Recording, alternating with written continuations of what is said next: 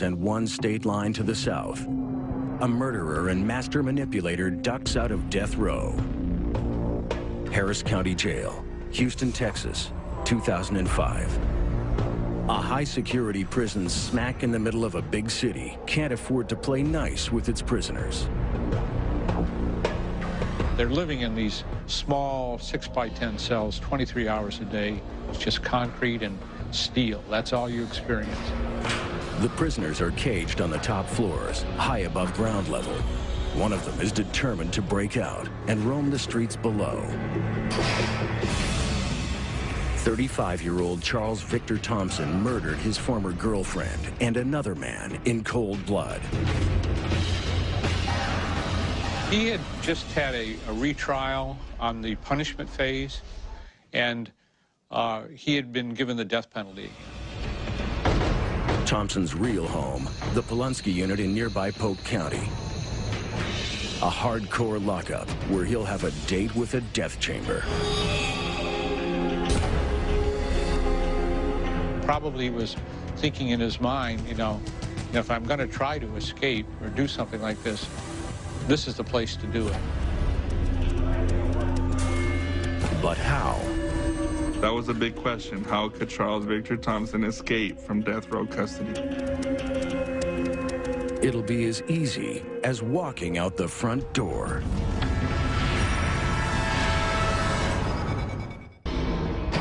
Harris County Jail, Houston, Texas, November 2005. Convicted double murderer Charles Victor Thompson is scheduled to be returned to another prison for a date with the executioner. A sentence he's got no intention of idly waiting for. To find a way out, he uses his legal consultations to scope out the jail's security. He notes where the guards are, what they're doing, and when.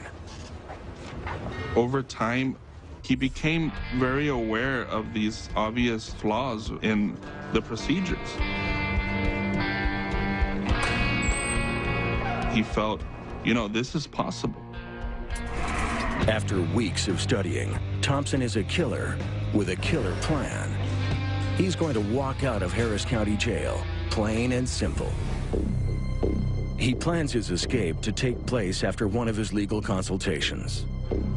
After the lawyer leaves and before the guard returns, Thompson will sneak out into the corridors full of people and walk all the way to the ground floor. He'll flash a fake ID to slip by the guard, go outside, hop a freight train, and ride the rails to freedom. This all came down to Harris County procedure. This particular guard is here at this time. This particular guard is here at that time. For Thompson's plan to work, he needs to prepare a few tools. And it's all got to happen before he's transferred. Because he had been in this trial on the punishment phase again, he actually had some street clothes. So he had them in his cell. Thompson intends to smuggle his street clothes into his meeting. But that's not enough. He needs convincing identification to get past security. He used a badge, a fake badge, that he may have gotten from a custodian, I believe. He doctors it to say he works for the Attorney General's office. He decided on choosing some agency that was much higher than the people he was dealing with. He had to choose some area that was more intimidating. Thompson packs his clothes, along with legal papers and a handcuff key. Charles had a handcuff key. Somebody had to have supplied him with one. Last piece of the plan, Thompson has scheduled himself an appointment with a new, unsuspecting lawyer.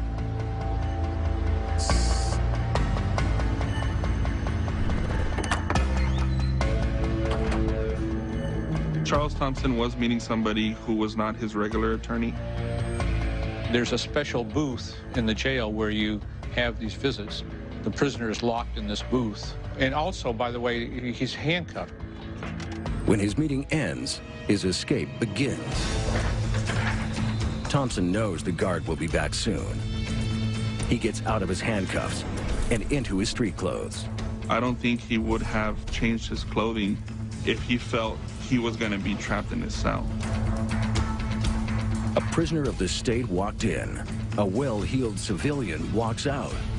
I'm really not sure even now how he got out of his handcuffs and got out of that locked booth. Thompson strides through the building.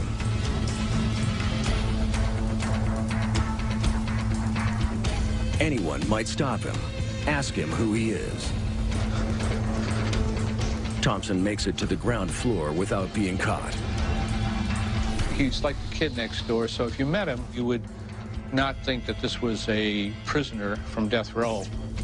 Thompson blends right in, but the greatest challenge lies ahead. Hold it, buddy. I'd like to see that. If his fake ID fails him, it's a short, potentially deadly sprint to the front door. Thompson plays the high-status official to a T. Acts offended that the guard would even dare question him. The bluff works. At certain levels, you never want to mess with people who work higher up. And, you know, Charles used that to his advantage. And he just walked right out the front door. Not just Texas custody, but Texas death row custody. Thompson is out, roaming the streets of downtown Houston. With cops everywhere, the question is, how long can he live on the lam?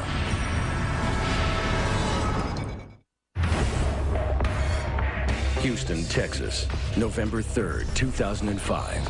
Convicted double murderer Charles Victor Thompson walks out of death row custody. But he still needs a way to get out of Houston fast. He made himself look like a jogger. He was heading for the railroad tracks to catch a train. The Harris County Jail is just a few miles from a major rail yard. An escapee's dream.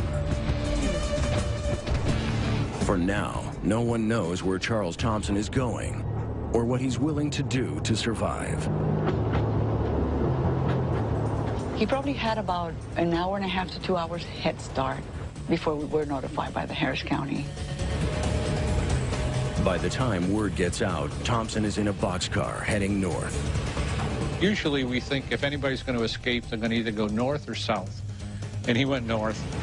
He felt, if I get to Canada, they'll never see me again. We knew that he had 2 murders on his belt, so we had an idea of what type of dangerous individual we were dealing with, that there was no playing around. To protect the public, the marshals need to catch Thompson. But as long as he's riding the rails, he's invisible.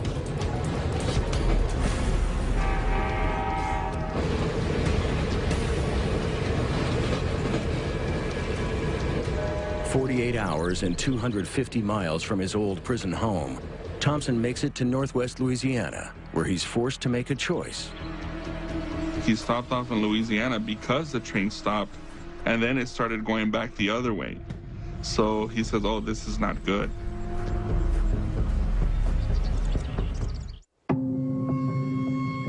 Only 2.5 months since Hurricane Katrina ravaged New Orleans. A horrific tragedy for most. For Thompson, it's another opportunity. Chuck resorted to the, well, you know, I'm a Katrina victim. I'm trying to get up north to my family in Nebraska. They gave him some clothes, some food. I believe they even gave him a few dollars and a ride back to the highway. So that's the kind of individual we were looking at. Sympathy for Katrina victims gets Thompson a ride to Shreveport, Louisiana, and beer money. He bought a 6-pack of beer and, made some telephone calls. It's a costly mistake. A stranger, drunk, and making long-distance phone calls attracts unwanted attention. And we knew they had eyeball on an individual that matched the description. Shreveport U.S. Marshal Service mobilized to task force. Before he even turned around to see what it was, he knew what it was. He was just simply laid down on the ground, and when they asked him, "Who are you?" he said, "You know who I am." After 2 days on the run, still 1,300 miles short of the Canadian border, Charles Thompson is sent back to Texas and death row. This is what we do. We are going to hunt you down until we find you. Thompson was led into the courtroom, shackled and handcuffed. He was flanked by... When I asked Chuck how he managed to get out of those handcuffs and get out of that booth, he doesn't really tell you how he did it. He's keeping his secrets. Then he walked through 3 Secrets Thompson says he's keeping. Well, he waits for his date with the executioner.